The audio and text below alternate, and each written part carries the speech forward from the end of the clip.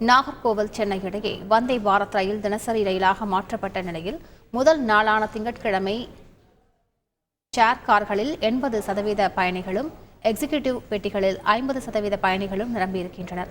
சென்னை நாகர்கோவில் இடையே வந்தே பாரத் ரயில் சேவை தினசரி சேவையாக மாற்றப்பட்ட பிறகு நாகர்கோவிலில் இருந்து முதல் சேவையை தொடங்கியது.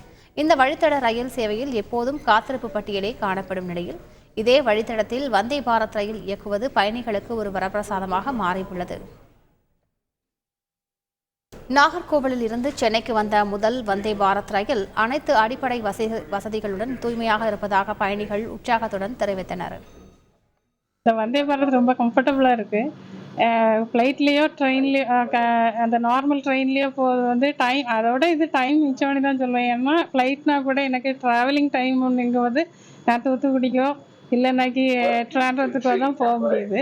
அதனால இது எனக்கு நல்லா இருக்குது. இங்கே டைமுக்கு சாப்பாடுலாம் கிடைக்கிறது. அதனால இதெல்லாம் எனக்கு ரொம்ப நல்லா இருக்குது. செய்திகளை உடனுக்குடன் தெரிந்து கொள்ள உடனே சப்ஸ்கிரைப் பண்ணுங்க.